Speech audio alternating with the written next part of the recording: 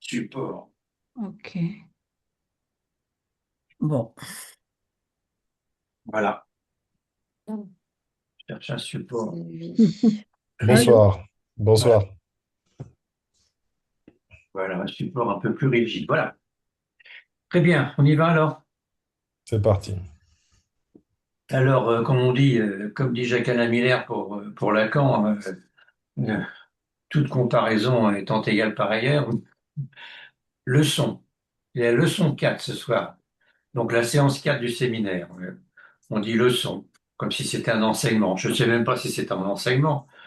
Bon, leçon. Alors, c'est donc la quatrième séance de séminaire sur l'amour. Voilà. Et ça s'intitule pour moi et pour vous maintenant ce soir, Freud. Freud et l'amour dans la cure. Dans le champ inaugural, révolutionnaire, de la psychanalyse, l'amour n'a qu'un nom, le transfert. Freud l'a bien compris, et souvent à ses dépens. La batterie des 4 textes qu'il y consacre, la dynamique du transfert, 1912, remémoration, répétition et élaboration, mais depuis Lacan on dit perlaboration, 1914, et observation sur l'amour de transfert, 1915. Ces 3 textes que je viens de citer s'échelonnent de 1912 à 1916. Sauf qu'il y a 4 textes. La 27e conférence, le 4e texte. La 27e conférence, c'est le 4e texte consacré au transfert. Il a pour titre précisément le transfert. Voilà. Vorstellungen zur Einführung in der Psychoanalyse, dans l'édition originale. En français, Introduction à la psychanalyse par Jean Kelevitch. Bon. Conférence Le Transfert. Donc, qui a pour titre Le Transfert et date, lui, de 1916. Alors, cette 27e conférence couvre 18 pages dans l'édition que nous avions en français originale avant les œuvres complètes. 18 pages, pages 408 à 425. Dans l'édition française donc, sur laquelle j'ai travaillé à l'origine, dite traditionnelle de Payot. Donc c'est à celle-là que je me réfère, qui n'est pas plus mauvaise que celle qui est soi-disant dans les œuvres complètes. Page 408 à 425 pour cette 27e conférence, donc ce 4e texte ou transfert de Freud. Freud, dans ce texte, reprend ce qu'il a dit dans les précédents. Il n'en dira d'ailleurs pas beaucoup plus tard. Il ne le fait cependant qu'à partir du bas de la page 416.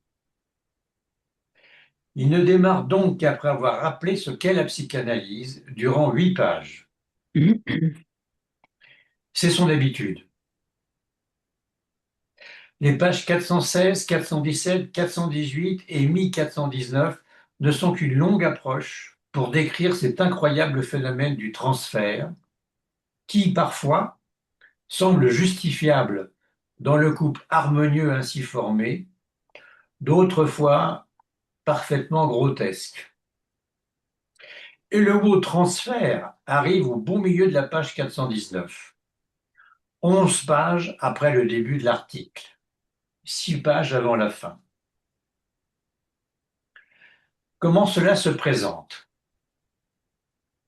C'est tumultueusement sensuel ou ça ne l'est pas. C'est alors sublimé, entre guillemets. En d'autres termes, c'est brut, primitif, impossible, ou modelé jusqu'à le rendre viable. Femmes et hommes. Plus sublimé chez les hommes, car l'homosexualité fait obstacle. et la forme du transfert négatif ou hostile y est plus courante. La thèse de Freud, néanmoins, reste la suivante. Je cite Freud, hein. Il s'agirait donc d'un transfert de sentiments sur la personne du médecin, car nous ne croyons pas que la situation créée par le traitement puisse justifier l'éclosion de ces sentiments. Page 419. Freud nous dit où il en est en posant quelques questions précises. Je cite: d'où provient le transfert? Quelles sont ces difficultés qu'il nous oppose? Comment pouvons-nous surmonter celles-ci?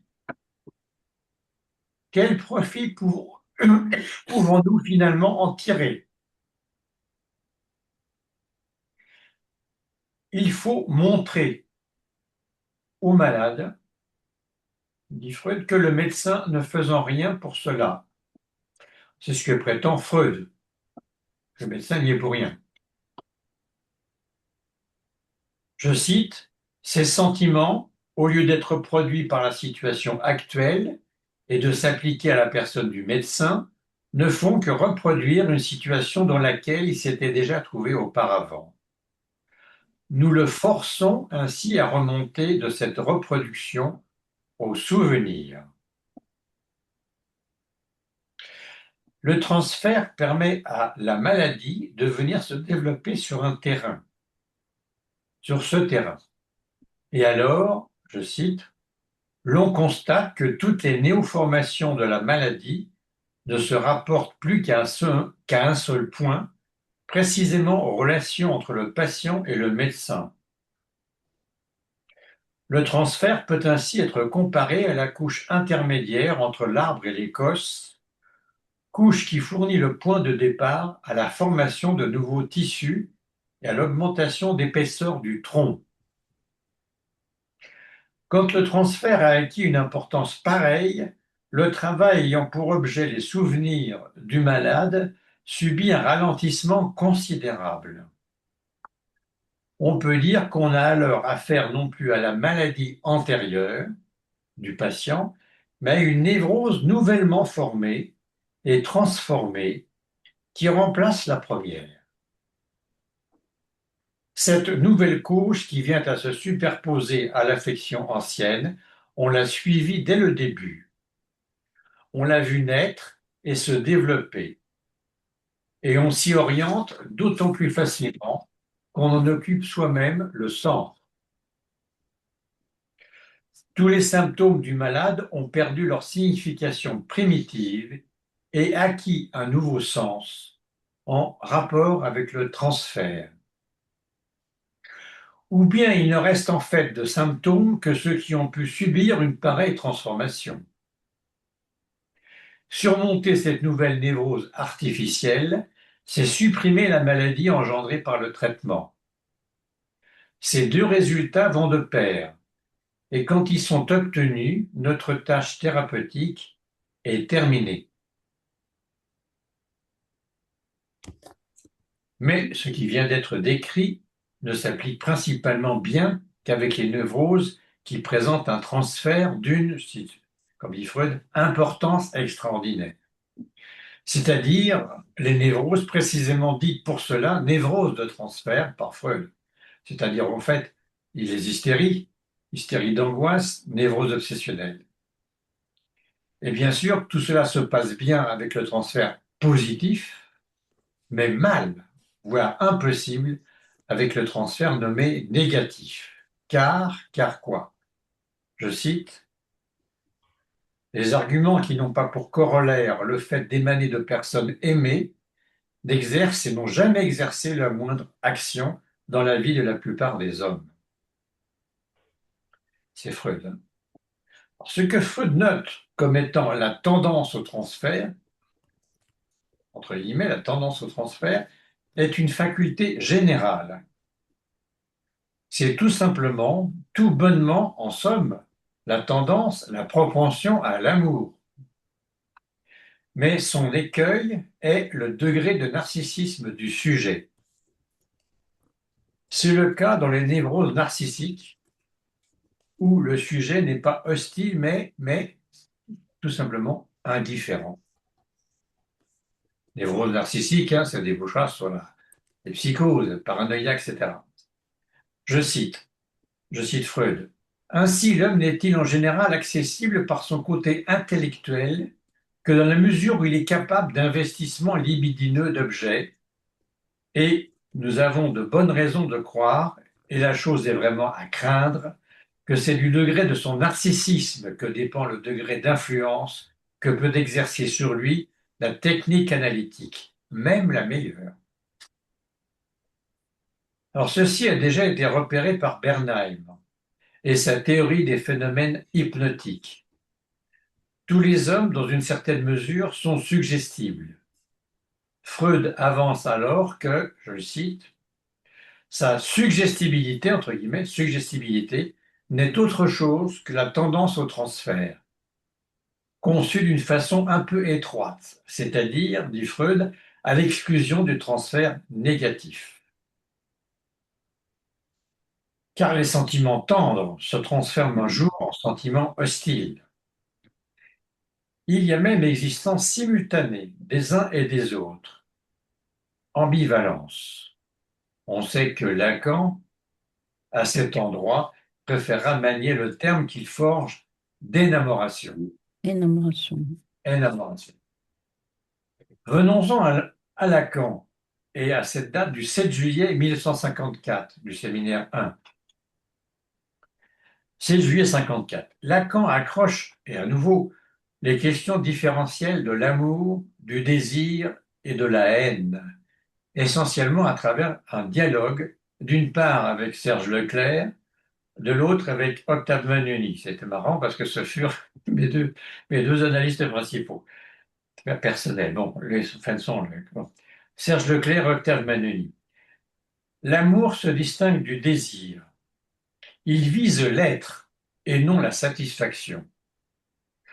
Le désir, c'est la, dit Lacan, relation limite qui s'établit de tout organisme à l'objet qui le satisfait. Et l'on ne parle d'amour, dit Lacan, je cite, que là où la relation symbolique existe comme telle. C'est donc dans le séminaire livre 1, les écrits techniques de Freud, hein, bon, page 304. Lacan apprend à ses élèves, alors, 7 juillet 54, à distinguer. À distinguer quoi?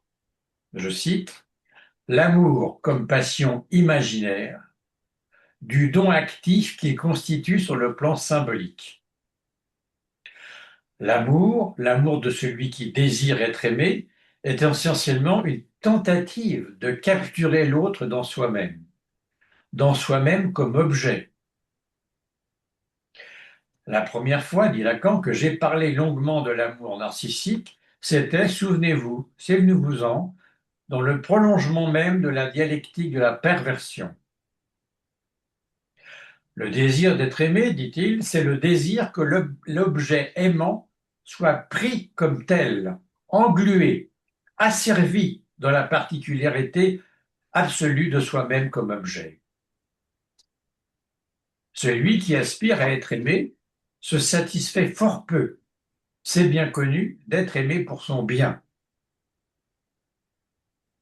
Son exigence est d'être aimé aussi loin que peut aller la complète subversion du sujet dans une particularité, et dans ce que cette particularité peut avoir de plus opaque, de plus impensable. On veut être aimé pour tout, pas seulement pour son moi, comme le dit Descartes. En fait, Lacan se trompe à ce moment-là, il s'agit de Pascal. C'est Octave Manoni qui va lui faire remarquer. On veut être aimé pour son moi, comme le dit Descartes, en fin de compte Pascal, mais pour la couleur de ses cheveux, pour ses manies, pour ses faiblesses, pour tout. Mais inversement, dit Lacan, et je dirais corrélativement, à cause de cela même, aimer, c'est aimer un être au-delà de ce qu'il apparaît être. Le don actif de l'amour vise l'autre, non pas dans sa spécificité, mais dans son être. Il ajoutera plus loin, l'amour, non plus comme passion, mais comme don actif, vise toujours, au-delà de la captivation imaginaire, l'être du sujet aimé, sa particularité. C'est pourquoi il peut en accepter très loin les faiblesses et les détours, il peut même en admettre les erreurs, mais il y a un point où il s'arrête, un point qui ne se situe que de l'être, quand l'être aimé va trop loin dans la trahison de lui-même Mhm. et persévère dans la tromperie de soi. L'amour ne suit plus. Plus loin, Lacan ajoutera, l'amour en tant qu'il est une des trois lignes de partage dans laquelle s'engage le sujet, quand il se réalise symboliquement dans la parole, se dirige vers l'être de l'autre. Sans la parole en tant qu'elle affirme l'être, il y a seulement Verliebtheit, fascination imaginaire. Mais il n'y a pas l'amour. Il y a l'amour subi, mais non pas le don actif de l'amour. Eh bien, la haine, c'est la même chose. Il y a une dimension imaginaire de la haine, pour autant que la destruction de l'autre est un pôle de la structure même de la relation intersubjective. C'est, je voulais indiquer, ce que Hegel reconnaît comme l'impasse de la coexistence de deux consciences, d'où il déduit son mythe de l'allure de pur prestige. Là même, la dimension imaginaire est encadrée par la relation symbolique, et c'est pourquoi la haine ne se satisfait pas de la disparition de l'adversaire. Si l'amour aspire au développement de l'être de l'autre, la haine veut le contraire, soit son abaissement, son déroutement, sa déviation, son délire, sa négation détaillée, sa subversion. C'est en cela, dit Lacan, que la haine, comme l'amour, est une carrière sans limite. Alors Lacan dira que c'est peut-être difficile à entendre à une époque où notre civilisation est déjà très suffisamment une civilisation de la haine. Et j'ajoute ce soir, encore plus aujourd'hui. Ouais. Ce qui fait que les sujets n'ont pas à assumer pour eux-mêmes le vécu de la haine. Alors la haine s'habille dans nos discours. Prétexte, rationalisation facile. Il en résulte une, je cite Lacan, il appelle ça une floculation diffuse de la haine qui sature en nous l'appel à la destruction de l'être. Comme si l'objectivation de l'être humain dans notre civilisation correspondait exactement à ce qui, dans la structure de l'ego, est le pôle de la haine. Cette phrase de Lacan, nous la recevons comme des plus lucides. Haine, je vais dire après, voilà, je rappelle que c'est en 1954, mais 2025, c'est toujours valable. Haine et amour désignent alors, comme le dit Lacan, les voies de la réalisation de l'être. Non pas la réalisation de l'être, précise-t-il, mais seulement ses voies VOIES. Et pourtant, dit Lacan, si le sujet s'engage dans la recherche de la vérité comme telle, c'est parce qu'il se situe dans la dimension de l'ignorance. Peu importe qu'il le sache ou pas, c'est l'un des éléments de ce que les analystes appellent readiness to the transference, ouverture au transfert en français. Il y a chez le patient ouverture au transfert, dit Lacan, du seul fait qu'il se met dans la position de s'avouer dans la parole et chercher sa vérité au bout qui est là, dans l'analyste. Chez l'analyste aussi, il convient de considérer l'ignorance. L'analyste ne doit pas méconnaître ce que j'appellerais le pouvoir d'accession à l'être de la dimension de l'ignorance, puisqu'il a à répondre à celui qui, par tout son discours, l'interroge dans cette dimension. Lacan ajoute qu'il n'a pas à guider le sujet sur un Wissen, un savoir, mais sur les voies d'accès à ce savoir. Il doit l'engager dans une opération dialectique, non pas lui dire qu'il se trompe, puisqu'il est forcément dans l'erreur, mais lui montrer qu'il parle mal, c'est-à-dire qu'il parle sans savoir, comme un ignorant. car ce sont les voies de son erreur qui comptent. Il ajoutera, le fameux Lacan, la psychanalyse est une dialectique, à ce moment-là, les années 50. La psychanalyse est une dialectique, et ce que Montaigne, en son livre 3, chapitre 8, nomme un art de conférer. C'est super, un art de conférer. L'art de conférer, ajoute Lacan, de Socrate dans le Ménon, c'est d'apprendre à l'esclave à donner son vrai sens à sa propre parole. Et cet art, ajoute Lacan, est le même chez Hegel. En d'autres termes, la position de l'analyste doit être celle de quoi? Celle d'une hieroncia docta. Celle d'une hieroncia docta. Ce qui ne veut pas dire savante, docta, mais formelle, précise Lacan, et qui peut être pour le sujet formante. Je rappelle qu'une ignoration docta ou docte-ignorance, c'est une expression du cardinal Nicolas de Cuse. Bon, voilà. Le couple analyste-analysant est-il alors vraiment un couple amoureux? Un couple de et dans l'amour? Le transfert révèle-t-il une forme de l'amour? Le transfert ne révèle-t-il pas tout simplement la structure même du phénomène amoureux? N'est-il pas remarquable que ce terme de transfert fut écrit par Freud dès 1888 et qu'il le fut écrit qui plus est en français? Transfert donc. C'était la commande des rédacteurs du fameux dictionnaire médical de Villaret, qui faisait en France à l'époque référence. À propos de quoi? À propos de l'hystérie. D'un article de commande sur l'hystérie. Cependant, il ne l'emploie pas, ce terme de transfert, dans l'acception qu'il va prendre 7 ans plus tard dans les études sur l'hystérie, Studien über Hysterie, de 1895. Par ce terme, à l'époque, Freud vise à cette époque donc le changement du côté du corps, un changement d'émi-corps pour un symptôme hystérique. Alors que dans les études, il se met à employer le terme Übertragung. Chose remarquable, le dit transfert, il le compare à ce qu'il nomme un faux nouage. Bref, quelque part, l'hystérique se trompe.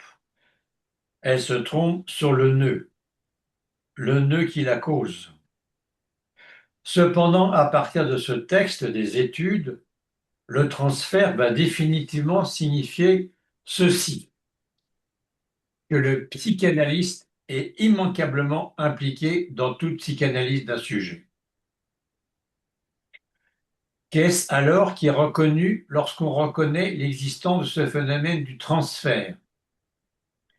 Ce qui est reconnu par Freud le premier, c'est que le transfert, c'est quelque chose de littéralement dérangeant. En fait, cela dérange, en 2 mots, trait d'union range, ça dérange ce qui était plus ou moins bien rangé dans la vie du sujet. En fait, même très mal rangé. Parfois trop bien rangé. Impératif parental et impératif familial obligent. Quel est cet opérateur du dérangement? Disons-le tout net, c'est l'amour. L'amour est donc aussi bien la haine qui surgit et qui va au sens strict se porter sur le psychanalyste. Se porter, c'est le verbe allemand tragen qu'emploie Freud. Tragen, donc Übertragung, porter au-delà, porter chez l'analyste. Mais Freud se rend bien compte que le transfert fonctionne doublement. Premièrement, il est ce qui permet de révéler le passé du sujet, un peu comme un catalyseur. C'est d'ailleurs le terme qu'utilise Ferenczi. Deuxièmement, mais malheureusement, En revanche, c'est aussi ce qui est responsable de ce qui fait résistance au récit de ce passé. Quel est cet amour dans une analyse? Freud l'appelle amour de transfert. Est-ce pour autant un faux amour, un faux nœud, voire un faux nez, une illusion supplémentaire? Non, non, répond Freud. Non, répond Freud puis Lacan. Dans son texte de 1915, Freud remarque sur l'amour de transfert. Dans ce texte, Freud se demande alors si ce transfert n'est pas la copie, la répétition d'un ancien amour. Oui, c'est ça. Oui, copie, répétition, c'est ça, dans la mesure où toute énamoration répète une autre énamoration qui prend sa source dans des modèles infantiles. Mais, et surtout, ce n'est pas que cela. Là est l'important. Là est même l'essentiel. Et il conclut, Freud, je cite, on n'a aucun droit de contester. On n'a aucun droit de contester à l'énamoration apparaissant dans le traitement analytique le caractère d'un amour authentique. Alors, on peut en conclure alors, stricto sensu, à cet instant, qu'il s'agit, s'il y a vraiment analyse, d'un amour bien réel, d'un amour complètement réel, d'un amour dans le réel, qui ne se confond pas avec l'amour imaginaire, celui qu'on s'imagine, disons-le névrotique, en un mot narcissique, lequel est à considérer comme une sorte de victime de l'effet de ce qui s'appelle les imagos, les images aimées et ou haïes des parents, des grands-parents, des frères et sœurs, des oncles et tantes, des professeurs, etc., qui ont jalonné notre enfance, et d'où est parti l'analysant au début de son analyse. Ni avec l'amour dans le symbolique du genre quand je suis avec lui, je m'entends bien, en lui parlant même s'il se tait, c'est-à-dire la question du grand autre dans le symbolique. Quand je parle au petit autre, à mon semblable, je fais exister le grand autre, lieu du symbolique, trésor des signifiants, s'il m'écoute, dit en substance Lacan. D'où, vous l'aurez compris, concernant cet amour dans le réel, la gravité de la chose. Mais le transfert est-il quelque chose qui se réduit à de l'amour, même dans le réel? Même si, au complet, on se rend compte qu'il est ici de tisser des trois dimensions de cet amour. Amour dans l'imaginaire, d'abord amour dans l'imaginaire, qui est mis à mal et puissamment réduit au décours d'une analyse.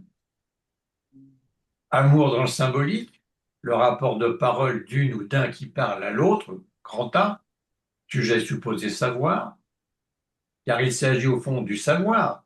Deuxième élément de la théorie du transfert chez Lacan, le premier étant l'objet petit a, autre qui écoute pour qu'en retour, le premier et la première s'entendent, entendent enfin et pour la première fois souvent ce qu'il est en train de dire et de dire des fois depuis parfois un bon bout de temps. Amour dans le réel, hic et nunc, ici et maintenant, de cet amour qui unit en désunissant dans sa progression vers la différence absolue, à chaque séance un peu plus analyste analysant. Donc amour dans l'imaginaire, amour dans le symbolique, amour dans le réel. Trois dimensions de cet amour. Non. La réponse est non. Car avec l'apport de Lacan, il va nous falloir préciser qu'en fait, le transfert n'est pas parfaitement identifiable à l'amour de transfert. Il ne peut pas s'en passer, certes, à condition de s'en servir pour détourner ici une phrase lacanienne concernant, comme vous le savez, la question du père. Car, comme l'a montré Lacan, le désir s'est ici invité au festin. Mais alors, le transfert serait-il plus identifiable au désir? L'objet petit a, qui, comme le montre constamment Lacan lui-même, est-il le seul responsable de ce quelque chose qui, plus que le paradis, évoque bien plus souvent l'enfer? Non plus. Pourquoi? Parce que le transfert, c'est quelque chose de bien particulier quand il est mis en acte dans une analyse. Car le transfert, c'est quelque chose qui se situe, qui se tient, qui campe à la frontière de l'amour et du désir. Le transfert, en quelque sorte, c'est un passeur de frontières. Et dans les deux sens, je vous prie. Quand Lacan avance en 1960 qu'il n'y a pas de contre-transfert, au début du séminaire Le Transfert, parce qu'il n'y a pas d'intersubjectivité, parce que là, par l'intersubjectivité, on n'est plus dans Hegel, hein. Le sujet est relié à la chaîne signifiante, il n'est pas relié à l'autre. Donc il n'y a pas de contre-transfert parce qu'il n'y a pas d'intersubjectivité, 60, hein. C'est aussi pour signifier qu'il n'y a qu'un transfert. Il y a le transfert. Un point, c'est tout. Le transfert dans lequel les deux protagonistes, l'analysant et l'analyste, sont pris, sont faits comme des rats, comme l'homo-rat. Les deux protagonistes sont pris ensemble dans les raies de ce Janus bifrons qu'est le transfert. Janus bifrons, en effet, d'un côté de l'amour, de l'autre du désir, mais pas les mêmes et pas la même place. Explication. De l'amour. Une chose est sûre, avérée, éprouvée. Les deux partenaires baignent dans l'amour et le désir. Mais l'analysant au départ arrive d'un train en provenance de l'enfer de l'amour infantile névrotique. Mélange détonnant autant que désespéré d'amour et de haine concassée depuis la traversée de l'enfance et de l'adolescence. De ce point de vue-là, l'analyste se doit d'avoir un temps d'avance, pour autant qu'il est censé avoir été un tant soit peu analysé. Castration imaginaire. Moins petit-fille, dans les termes de l'accord de son algèbre, moins petit-fille. Castration des images, des imagos, des figures idéales, des illusoires figures du père, de tout père, comme de tout maître, et du maître et de tout maître. L'analyste, c'est le moins qu'on ne puisse attendre de lui, il n'y croit plus. Il a payé pour rencontrer cela. Il est sorti de cette croyance génératrice de catastrophes psychiques. Il sait que le grand autre, en tant qu'imaginaire, n'existe pas, qu'il n'y en a que des ersatz, des simulacres, des illusions, des trompe-l'œil, des trompe-l'oreille, en somme des trompe-couillons. Le dit analyste doit avoir aussi rencontré et appris et fait affaire avec le grand autre, version symbolique, sa nécessité et ses limites, car comme vous le savez, celui-ci, le grand autre, est barré dans l'algèbre lacanienne. Il n'est pas plein, il n'est pas complet, ni sur le plan imaginaire, ni sur le plan symbolique. Il est troué. S de grand A barré, écrit Lacan dans son algèbre. Dans ce dernier registre, il y a un trou dans la langue. On dit que la langue est décomplétée d'un signifiant qui manque. L'ultime signifiant. Le signifiant qui se voile, se dérobe quand vous l'appelez en l'autre et qui réfère au phallus symbolique, grand phi, dans l'algèbre lacanienne. L'organisateur de toute signification, lequel se présente comme le signifiant du désir. Primordial en ce qu'il est le, je cite, signifiant destiné à désigner de leur ensemble les effets de signifier, en tant que le signifiant les conditionne par sa présence de signifiant. Vous trouvez ça dans le texte La signification du phallus dans les écrits de 66, page 685 à 695. La signification du phallus. signifiants destinés à désigner dans leur ensemble les effets de signifiés, en tant que le signifiant les conditionne par sa présence de signifiant.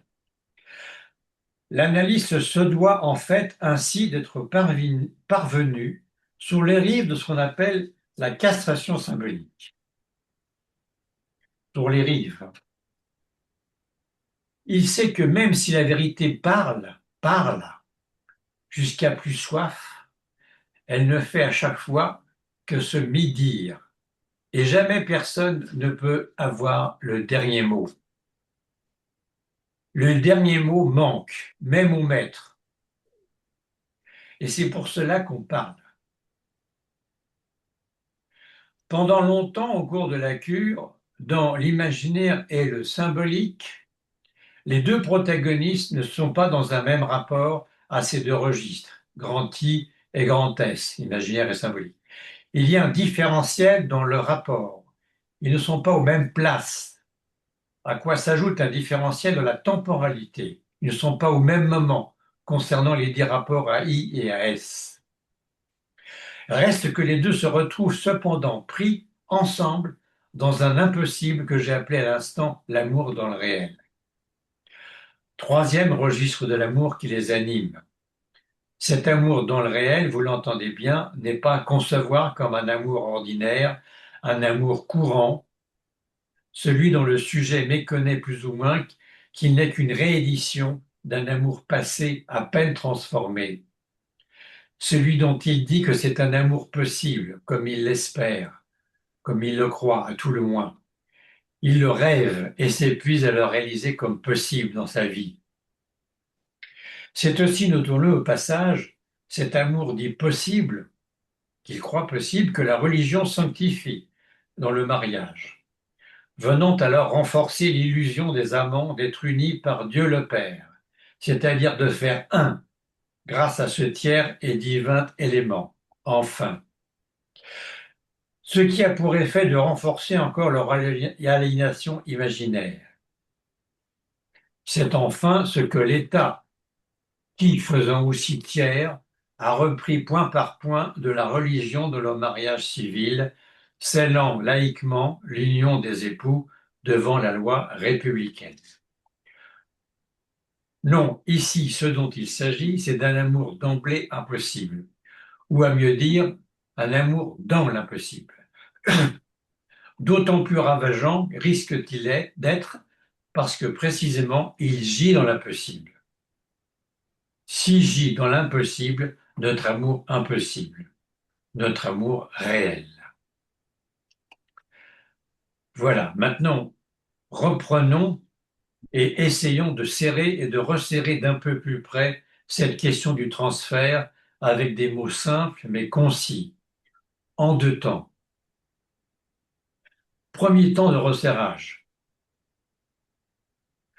En psychanalyse, car c'est dans ce champ qu'il trouve sa pleine expansion, le transfert n'est ni un simple déplacement affectif, ni entre guillemets une relation au sens psychologique ordinaire. Il est une structure, celle de l'amour. Premièrement, avançons une définition rigoureuse, autant que faire se peut. Le transfert est la mise en acte dans la relation analytique de l'inconscient du sujet. Autrement dit, ce n'est pas l'analyste qui est aimé, haï ou supposé, mais la place qu'il occupe dans le discours du patient, la place qu'il occupe dans le discours du patient. Freud le découvre comme à la fois résistance et comme moteur de la cure. Lacan le reformule comme effet du sujet supposé savoir. Deuxièmement, le fameux sujet supposé savoir. Le transfert naît alors, du verbe être, naître, lorsque le patient suppose à l'analyste un savoir sur sa vérité. Cette supposition est une fiction nécessaire. Elle fonde l'adresse, la parole, l'engagement dans l'analyse. Mais ce savoir est vide. L'analyste ne le détient pas. Il l'incarne comme place. C'est pourquoi le transfert est à la fois deux choses. condition de possibilité de l'analyse. Et deuxième chose, illusion structurante à dissoudre. Troisièmement, amour de transfert. L'amour de transfert n'est pas un amour personnel, c'est-à-dire de personne à personne. Il est amour du savoir supposé, amour adressé à l'autre, grand A, au sujet supposé savoir, supposé en savoir un bout de plus que vous-même sur vous-même. Celui-ci est alors investi comme garant du sens. C'est un amour adressé au savoir. Lacan est précis, il répète tout le temps, vous le savez bien. Aimer, je cite, aimer, c'est donner ce qu'on n'a pas à quelqu'un qui n'en veut pas. Y aurait-il mal donne concernant cette question de l'amour? Mais ainsi, l'amour de transfert révèle le manque, chez le sujet comme dans l'autre. Maintenant, 4. Transfert et répétition. Le transfert est une répétition. Il fait revenir dans l'ici et maintenant de la séance les signifiants majeurs de l'histoire du sujet. Mais cette répétition n'est pas reproduction du passé. Elle est actualisation et même création d'un amour nouveau, actuel, et donc possibilité de déplacement. Cinquièmement, la position de l'analyste. L'analyste n'interprète pas le transfert. Il travaille depuis lui, à partir de celui-ci, dans et à travers son cadre. Il s'agit alors, trois choses. De ne pas répondre sur le plan imaginaire, surtout pas. Deuxièmement, de ne pas colmater le manque, de ne pas colmater le manque. Troisièmement, de soutenir la place de l'objet petit a, cause du désir. Toute réponse trop pleine, compréhension, empathie, réassurance, ferme le transfert au lieu de l'ouvrir. Sixièmement, fin du transfert. La fin de l'analyse n'est pas la disparition du transfert, mais sa traversée. Le moment où le sujet cesse de croire que l'autre, grand A, l'autre, sait ce qu'il est. Ce qui tombe alors, ce n'est pas l'analyste, c'est l'illusion qu'il y avait quelque part un garant du sens. Maintenant, deuxième temps, une lecture peut-être un peu plus clinique, transfert amoureux, négatif, massif, etc. Voici donc une lecture peut-être un peu plus clinique du transfert et encore resserrée au plus près de la pratique, sans appui diagnostique explicite, tel qu'il se donne dans la séance. Premièrement, le transfert ne se dit pas, il s'attrape. Cliniquement, le transfert ne se repère pas d'abord dans ce que le patient ressent, mais dans ce qu'il fait de l'analyste. Ce qu'il fait de l'analyste. Il apparaît quand quoi? Deux éléments. Quand une parole est adressée à quelqu'un. Deuxièmement, quand un silence devient insupportable. Déclenchement du transfert. Attendez, il me manque une page. Voilà, c'est collé. C'est collé comme la colle avec la colle du transfert. Et troisièmement, quand est-ce qu'il apparaît? Donc, quand une parole est adressée à quelqu'un, quand un silence devient insupportable et quand une interprétation est vécue comme trop juste ou trop violente. Ça vous avez dire repérer ça quand même. Ça peut des fois faire partir l'analyse. Le transfert est là quand l'analyste compte dans l'économie du discours. Voilà.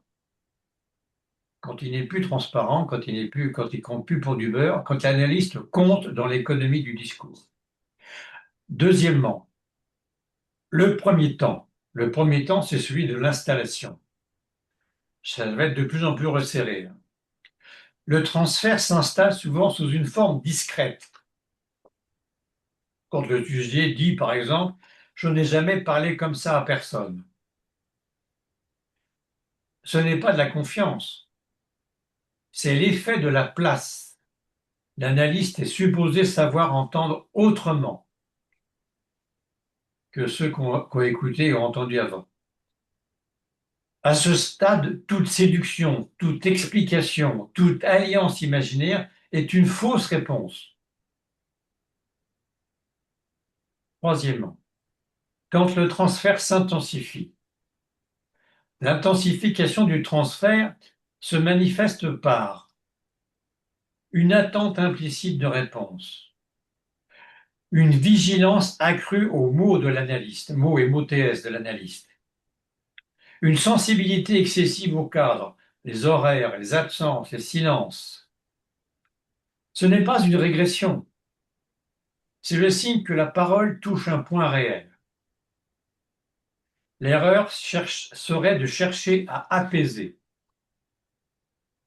Quatrièmement, le transfert comme résistance. Cliniquement, le transfert devient résistance quand 1. Le patient parle pour l'analyste. 2. Il cherche à lui plaire à l'analyste ou le provoquer ou à le provoquer. 3. Il produit un discours brillant, cohérent, fermé. Le transfert protège ici le symptôme.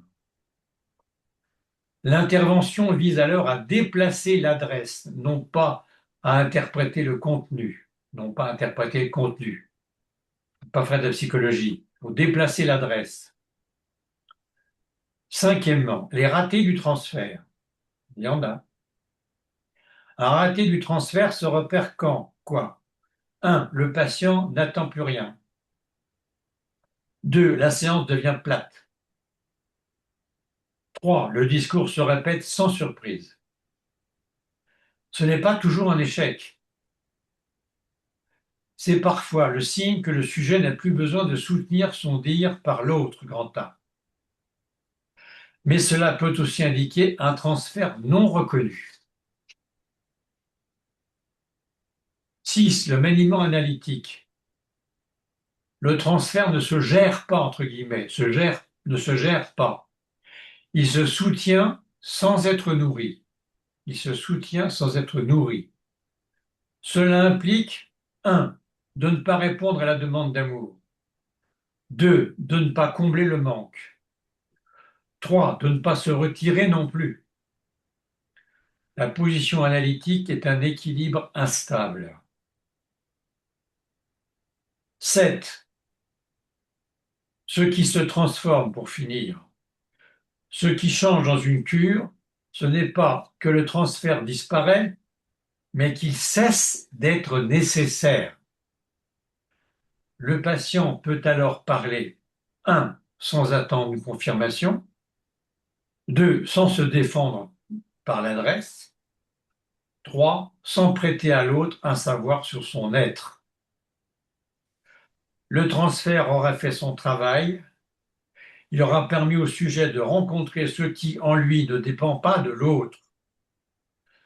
C'est comme le titre du livre d'un livre de mon ex-ami décédé Gérard Pommier, comme le titre l'indiquait déjà dans son titre. Il ne sera produit qu'en quelque chose, il se sera produit quelque chose comme, c'était le titre de son livre, de l'amour à l'envers. L'amour à l'envers. Ce qui n'est pas la chute de l'amour, mais sa transformation.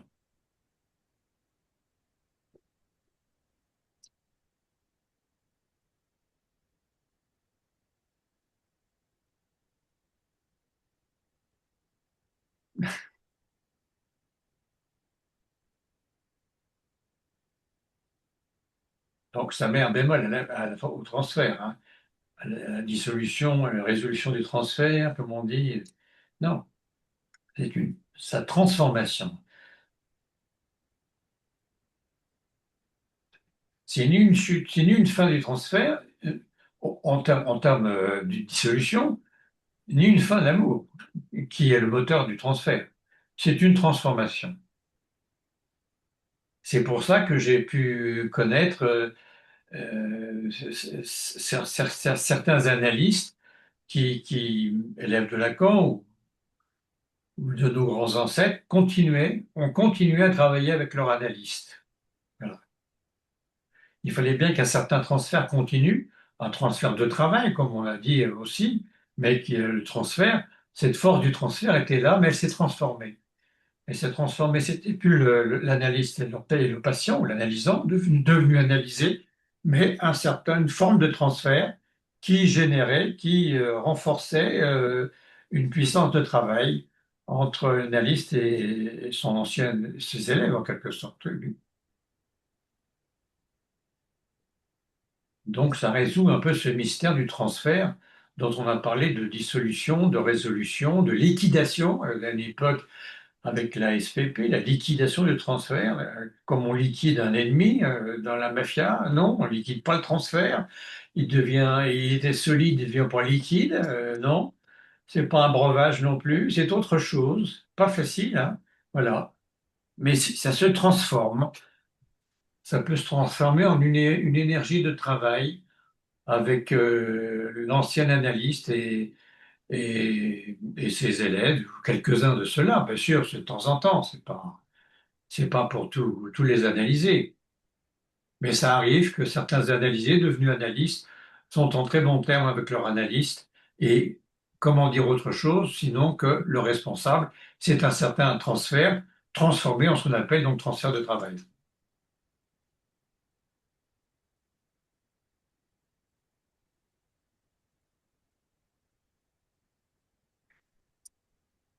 Voilà pourquoi je vous ai présenté ce soir en trois cercles différents concentriques de plus en plus serrés sur cette question du transfert.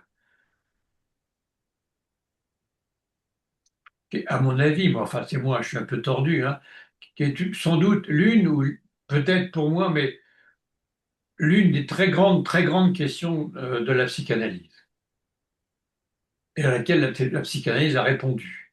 Parce que font les autres psychothérapies? Elles utilisent le transfert, évidemment, elles l'utilisent. Mais qu'est-ce qu'elles en font? Elles l'utilisent, elles l'exploitent. Moi, j'appelle ça l'exploiter. Elles l'exploitent jusqu'à plus soif. Bon. Mais des fois, quand ça flambe, elles ne savent plus quoi en faire. Alors que dans l'analyse, en tous les cas freudienne et surtout lacanienne, le transfert, en fin de parcours ou plus tard, ça s'analyse. Ça doit être analysé. Pourquoi vous êtes venu me voir? Pourquoi moi? Alors du côté de l'objet petit a, parce que j'ai un grain de beauté là, parce que j'ai une moustache, parce que qu'est-ce qui a déclenché du côté de l'objet petit a? Mais aussi, pas que de l'objet petit a, du côté de l'amour de transfert. Parce que vous avez peut-être rencontré une écoute que vous n'avez jamais rencontrée avant, ou quelque chose de négatif. Vous voyez des deux côtés, des deux dimensions du transfert, ce qui entraîne du côté du désir l'objet petit a, pour parler lacanien, ce qui entraîne du côté de l'amour, c'est-à-dire du côté de l'être. Mhm. Voilà. Et il faut que le sujet reparte et que ça recommence pas, qu'il soit un peu au clair sur son objet petit a qui a été déclenché avec l'analyste et qui est au clair sur les amours névrotiques toujours malheureux et répétés, qui cessent de répéter. Ça ne veut pas dire ne plus aimer. Ça veut dire sortir de l'amour névrotique imaginaire. Et ça veut dire aussi sortir d'un certain amour symbolique, c'est-à-dire le grand hôte, trouver un maître.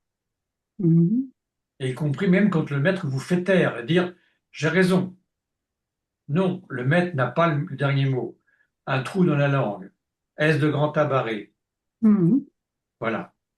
Il n'y a pas de maître, malgré Oui, l'actualité. oui. Oui, aujourd'hui, malgré ce qui, voilà. Poutine, Trump, ce ne sont pas des maîtres, ce sont des ersatz, ce sont des baudruches.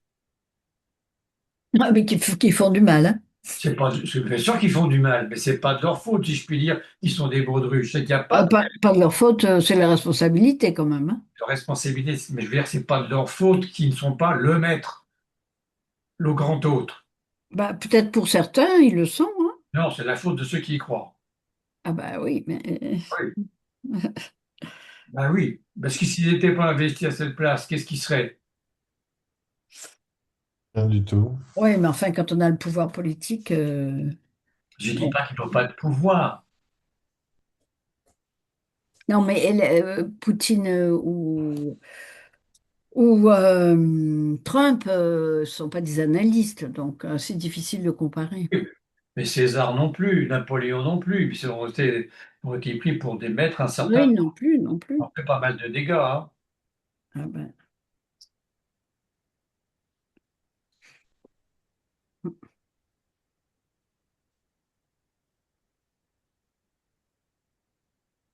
oui.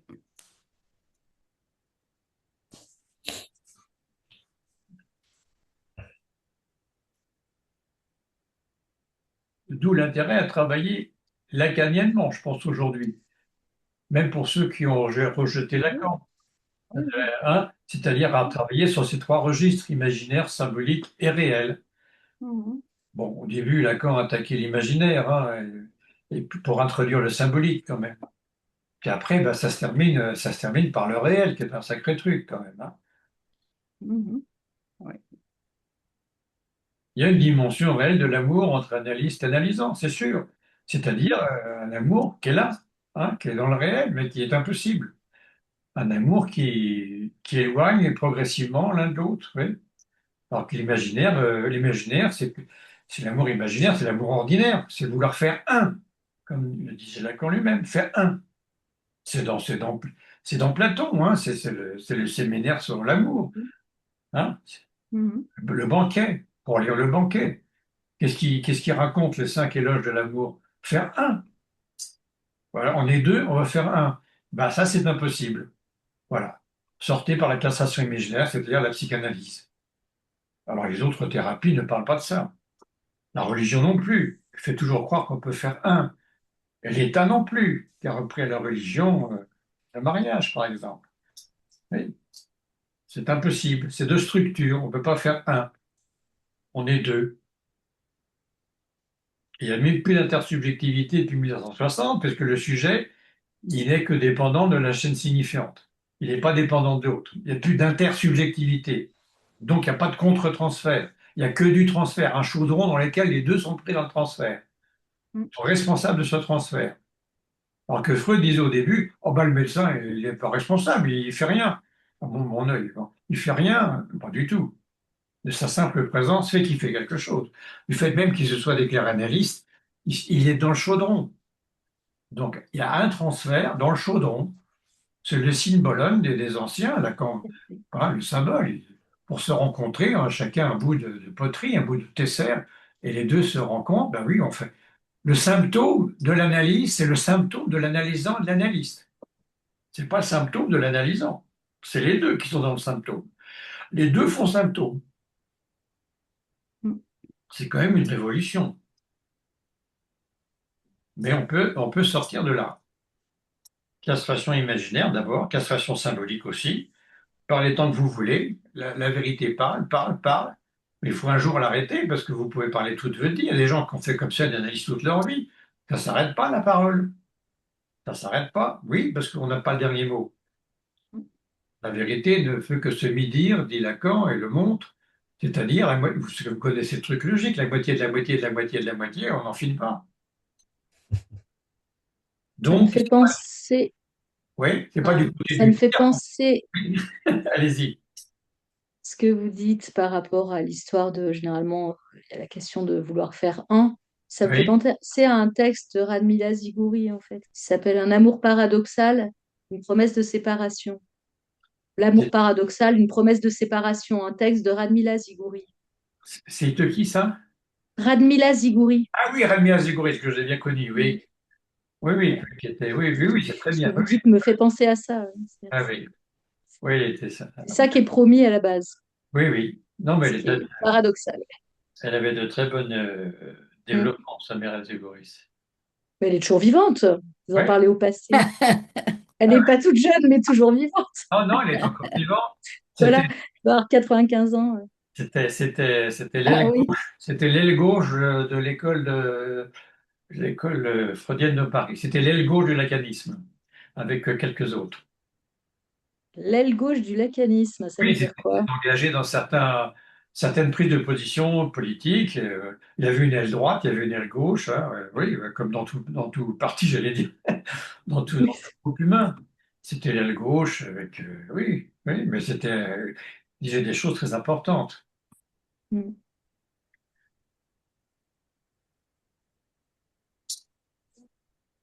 Avec son travail, il y avait, comment elle s'appelait aussi, un Necker avec, je sais plus, bon, le nom m'échappe, mais bon, ils se sont disputés. Génie Aubry. Non, pas Génie Aubry ou Génie Ah, Aubry. d'accord. C'était l'équipe de, c'était l'équipe Avec, comment ça s'appelle? de Necker. Enfin, Rimbaud. comment? Oui, Ginette Rimbaud. Ginette Rimbaud. Ah Rimbaud. ouais, Jeannette Rimbaud. On disait Ginette Rimbaud et ses girls. Parmi les girls, il y avait comment elle s'appelle, qui s'oppose un peu au transgenre, là. Comment ça s'appelle Eliachef. et Euh, Eliashef, qui était à l'époque une des girls, respectueusement, je dis ça, et d'autres Eliashef. dans le service de Royer à à- on vient de le dire, là, Necker. moi, Necker. moi, comme j'étais chercheur au CNRS, j'étais à l'autre bout dans l'unité du CNRS. Il y avait un bout du service de Royer, il y avait l'unité du CNRS qui s'occupait de psychanalyse, et à l'autre bout, il y avait l'unité de l'INSERM de Juliette Rimbaud et ses girls. Et souvent, il y avait des réunions communes sur la psychanalyse. Alors, voilà deux équipes de recherche de l'époque. Et donc, Radmila Zigoré, a travaillé avec Juliette Rimbaud, elles se sont fâchées sur des questions un peu politiques d'ailleurs. Voilà.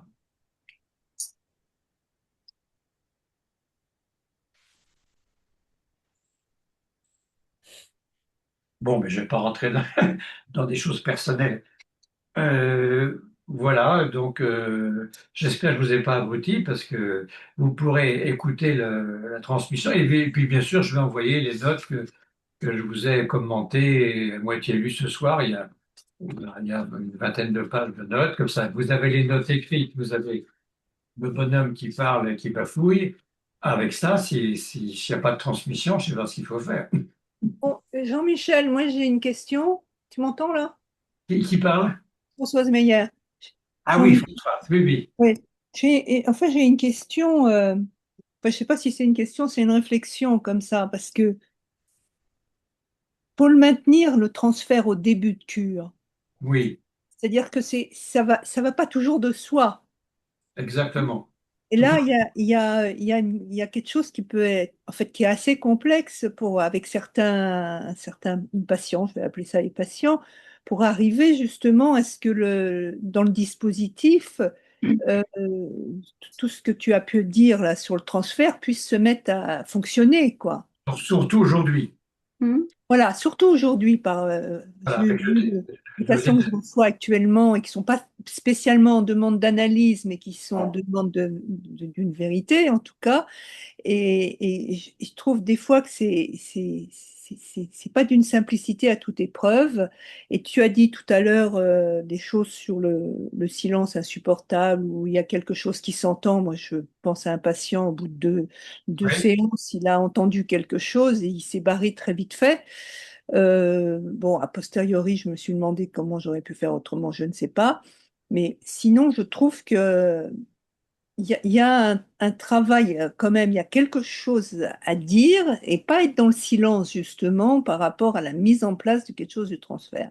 je crois que je suis d'accord avec toi. Mais quoi Donc, exactement? Oui, il y a c'est quelque que chose à, oui, j'ai à quand même, adapter aujourd'hui. Oui, voilà, j'ai entre autres choses sur l'objet, j'ai quand même travaillé sur la voix pendant pas mal de temps. Et il y a quand même du dire qui est pas spécialement, qui n'est pas toujours un sens, mais il y a quand même du dire pour qu'il y ait quelque chose qui fasse trou pour que le silence soit autre. Voilà. oui, Je sais pas si c'est clair ce que je dis. je suis C'est-à-dire d'accord. que D'accord tu aussi. peux te la fermer à partir du moment où tu as dit quelque chose, quoi. Voilà, Voilà. Quelque chose comme ça. voilà. Le silence ne s'entend que s'il y a eu un bruit. Voilà, il y a quelque chose à mettre en place, quoi. Oui, je suis d'accord. Je suis Je d'accord. trouve ça complexe, quoi. Des choses à retravailler sur ce tout début aujourd'hui, compte tenu des circonstances, du désamour de la psychanalyse, des Mm. circonstances aussi économiques et politiques. Et les gens viennent quand même avec leurs symptômes, avec un certain désir, mais Ouais, il manque un petit truc par rapport à avant. Voilà, mais il faut ouais, travailler ça en groupe, bien sûr. Oui, oui. Oui. ok. Comment faire? Ouais, Comment faire avant qu'ils repartent? c'est ça. Et des fois, c'est urgent. Oui, Merci de tes remarques. De longues praticiennes comme moi. D'autres questions? On est en amitié, là on parle sans avoir peur de dire une bêtise. Moi j'ai parlé sans avoir peur de dire une bêtise. Ce soir j'ai dit peut-être plein de bêtises, mais j'ai pas eu trop peur. J'aimerais que se crée ce climat où on peut se parler. Vous voyez, poser des questions, même si une question paraît stupide, elle n'est jamais stupide de toute façon. Ouais, C'est j'aimerais poser une question, étant pas en position d'analyste et travaillant dans le secteur social comme éducatrice, Madame mais Galli. ayant, comment? Madame Galli. Et- D'accord. oui, Madame Galli, mais Ouais. ayant mon expérience d'analysante Oui, oui, très bien. et comment quelque chose de, comment dire, qui a dès le départ, enfin, qui s'est passé dès la première séance, enfin pour moi, dès le positionnement de mon analyste, dès le départ, il y a eu, mais je sais pas, ça s'est joué à très peu de choses, mais essentielles en fait. C'est pour ça que vous Alors, êtes je revenu. trouve que, alors c'était pour mon cas, mais j'avais vu d'autres personnes avant, et dans le cas de cet analyste-là, il y a quelque chose qui a été vraiment planté dès le départ, j'ai envie de dire, qui a fait, je sais pas, un effet. Voilà. Donc, je sais pas, vous, les analystes, en position d'analyste, sur la question de la première séance, quand même. Enfin, Oui, c'est important. Oui, c'est important. mm, Mm. mm, Très important. Ça a souvent été travaillé dans les groupes des jeunes analystes, la première séance. Oui, oui. mm. C'est très important. Ça pourrait être important encore aujourd'hui de recommencer parce que je crois que ça a un peu changé. Il faut retravailler ça entre analystes, jeunes et moins jeunes. Oui, oui, c'est très important. C'est ce qui vous a fait revenir, Madame Bialy. C'est ce qui vous a fait revenir, je suppose. Lui, il s'en est peut-être pas Ben, aperçu. oui, Lui ou elle, enfin, il y a eu quelque chose de planté et qui voilà. bornait quelque chose. C'est ça, vous étiez planté, Qui oui. avait une part de bluff, mais qui n'était pas du bluff, justement, puisque dès le départ, j'ai eu droit à quelque chose de l'ordre de psychanalyse, ça a un début et une fin. Enfin, il y avait quelque chose qui, oui, en tout cas, de mettre directement la personne, de se dire, ouais, il sait où il va. Bon, en fait, il ne sait pas vraiment où il va, mais quand même, il a une idée d'un Qu'est-ce qui, processus. entre la première et la deuxième Mhm. séance, qu'est-ce qui fait revenir un sujet? C'est des fois mystérieux, mais le sujet, là, on sait peut-être un peu plus, oui. Surtout 10 ans après. Enfin, en tout cas, à quel point il y avait eu quelque chose de fort dès la première séance, même si après, ça a mis du temps à vraiment démarrer autrement, mais en tout cas, enfin, je trouvais que vraiment c'était essentiel, parce que je m'en rappelle vraiment. Est-ce que vous pensez que votre analyse s'en est aperçue? On en a reparlé ensuite, Bah, Ah, bien ensuite, bien plus oui, tard. Je lui ai dit, mais vous savez, bien sûr, bien non, sûr. parce que je sais que je lui ai dit un jour, mais vous vous rappelez de ce que vous m'aviez dit la première séance, il n'avait plus forcément en tête. Ouais. Et moi, pourtant, ça avait été des choses phares qui avaient vraiment planté quelque chose. Ouais. Voilà. Ouais, c'est tout. Mais bon, c'est parce que vous avez l'expérience de ces premières fois, de ces premières séances où peut-être, je ne sais pas comment vous le sentez, vous, en tant qu'analyste, oui, c'est important. Je sais pas qui veut si vous répondre. sentez quand il y a quelque chose qui. Enfin, voilà. Mm. moi, Oui, on le sent, moi, on se trompe aussi, souvent on se trompe dans les deux sens. On sent rien du tout, puis la personne revient. Ou on sent quelque chose, on dit, bah oui, c'est pas. Et puis elle revient pas. Fichotte en Ouais. l'air. C'est difficile à apprécier. C'est jamais trop Ouais. les graines qui sont plantées, quoi, en gros. Ah, Mais ça, pour le coup, dans la relation éducative, j'ai envie de dire, on ne sait jamais trop qu'est-ce qui va faire trace ouais. Oui, dans la vie de l'autre ensuite. donc, C'est une comme histoire de disait quelque chose. Lacan tout le temps, mon fort, c'est d'attendre. C'est formidable. Ça a l'air une platitude, mais c'est vrai. Mon fort, c'est d'attendre. Il avait raison. Il faut qu'on attende. Il ne faut pas qu'on se précipite à dire, ah, ben, il s'est passé quelque chose, c'est formidable, la personne va revenir ou c'est foutu. Ouais. Non, mon fort, c'est d'attendre. Attendez, attendons. Non, mais c'est sûr qu'on ne sait jamais si la personne va revenir ou pas. Mais en tout cas, l'important, c'est qu'il y ait une accroche. Mm. Et une accroche, bah, souvent par une parole, c'est vrai. Ben Parole oui, de l'analyste, ou enfin, oui, qu'il y ait une accroche. moi, je me souviens de Eva Fusesri. oui. Je me souviens de ce que Lacan m'a dit tout à fait au début et qui m'a. Je suis même pas allée pour faire une analyse, demander une analyse, mais un contrôle. Et en même temps, je cherchais une analyste pour continuer mon analyse avec quelqu'un d'autre. Et il m'a répondu, est-ce que vous voulez que ça soit l'analyste, moi, ou quelqu'un d'autre? Et je lui ai répondu, pourquoi pas vous, mais je ne peux pas vous payer. Et Lacan m'a répondu, et ce qui m'a amené tout à fait ailleurs que l'argent, alors laissez-moi quelque chose de symbolique.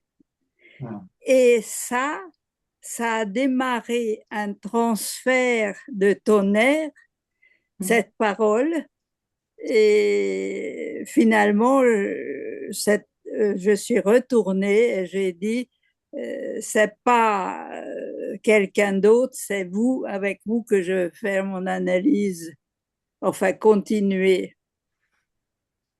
Voilà. Vous entendez, Madame Galli, votre réponse à votre question, là, Mhm. grâce à la gentillesse de témoignage d'Eva Fusiceri, hein, Oui, qui nous livre des choses personnelles oui, avec Lacan directement. Hein. oui, Oui, Mhm. voilà, voilà. Laissez-moi quelque chose de symbolique. oui, c'était incroyable cette Oui, parole. oui. On oserait demander, mais c'était quoi? Exactement, C'est trop personnel. Merci. D'accord. exactement. Oui, oui. Ça veut dire que pas seulement il m'a laissé faire mon prix, Oui. hein, mais en même temps, il y avait une dimension de ce symbolique qui jouait sur toute ma vie. Si je pense, parce que je lui ai parlé de la Hongrie, du communisme, etc. Et c'est parti dans cette direction qui était une espèce de réparation d'emblée de tout ce qu'on a subi en quelque sorte. Hum, hum. Oui, oui. Les réparateurs, oui. Oui. Ouais. Il a peut-être changé son prix plus tard, non? Pardon? Il a peut-être changé ses honoraires un peu plus tard. Non, non, il n'a pas changé. C'est important, ça. Non, Important. il n'a pas changé.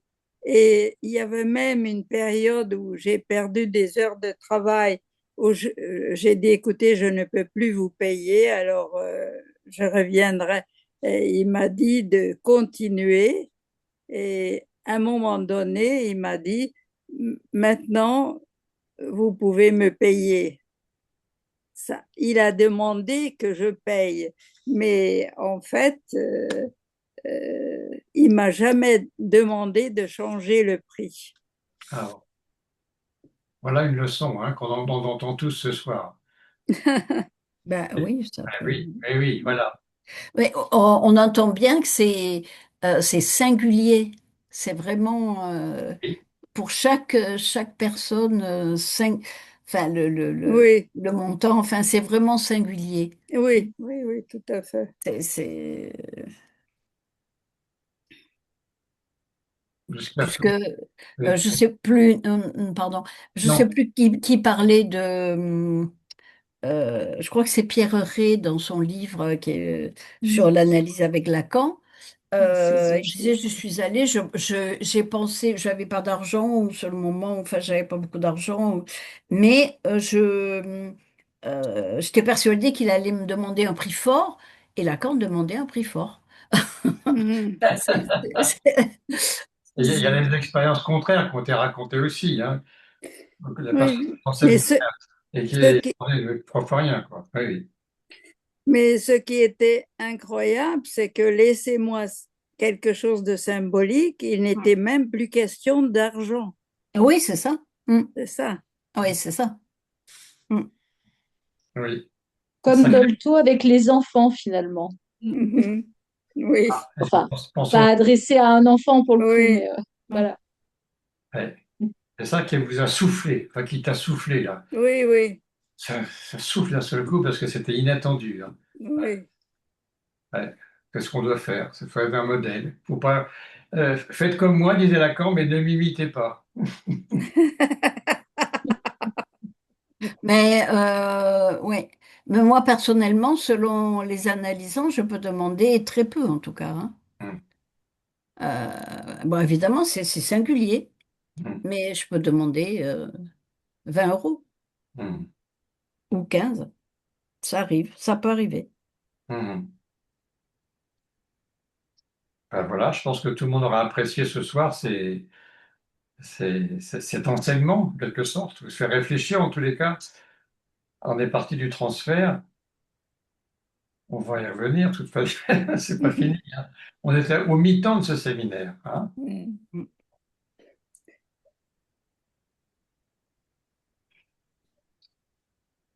Que dit la direction alors? Elle reprend le manche? Bah écoutez, oui, si on a terminé. Ben, je sais pas. Oui. Merci beaucoup en tout cas. Au revoir. Merci, au revoir. Merci. Au On a revoir, merci. réfléchi. La Hein. prochaine C'est fois, bien. Au revoir. La On va prochaine, c'est on va quand? redire la prochaine date, oui, tout à Ouais. fait. Alors, la d'accord. prochaine date. C'est quand en mars, Juste une forcément. seconde. Oui, je Euh, note. le 5 mars, et c'est exactement dans un mois. D'accord. Ok. Voilà. Le 5 mars, ah oui, février-mars, c'est souvent, oui, d'accord. Ah oui, non, oh oui, le 5 mars, je ne serai pas là. Ben, merci à tout le monde, merci aussi des témoignages Excusez-moi, personnels. il y a des vacances scolaires pour certains là, au mois de mars, début mars. Ah oui, Qu'est-ce qu'elle dit? c'est les vacances scolaires. Oui, c'est les vacances scolaires, moi je ne serai pas là, hein. Le 5 mars, Mais là ou ailleurs, en Zoom, on peut se connecter de oui, partout. Hein. mais bon, à Séville, avec mes Je sais. petites filles. Ah, Regardez sur le Moi, je veux bien calendrier que le si c'est une bureau semaine. change, hein. Moi, ça ne me gêne pas, hein. Je m'adapterai si vous changez. qu'on change la date? Bah, je sais pas. Non, mais on va pas pour une personne changer, hein. Non, non, mais ça va. Non, mais je veux dire que moi, il n'y a pas de problème. S'il faut changer, Sylvie. je suis libre de m'adapter. Je dis ça au bureau. Voilà. Qui est à lui de décider. Oh, il faudra qu'on voit. D'accord. Non, On fait un mais peu au dernier moment de changer là. Mais... pas pour une Ouais. personne. Non, non, c'est pas dans les moments, mais vous allez changer ou pas. Vous Hmm. déciderez. Ouais. Très bien. Ok. Merci. On passera à Merci la beaucoup. Bonsoir. Bonsoir. Merci Bonsoir. beaucoup. bonne soirée. Bonsoir. Merci. Bonsoir. Bonsoir. Bonsoir. Alors, comment on fait là? Quitter. Bonne soirée. Bonne nuit tout le monde. Bonsoir. Bonsoir. Merci. Au revoir. Attends, je vois plus rien. Je sais pas comment on sort de ce truc. Et on refait? Non, mais il y a ce machin qui s'allume. Faut moi, je peux pas faire.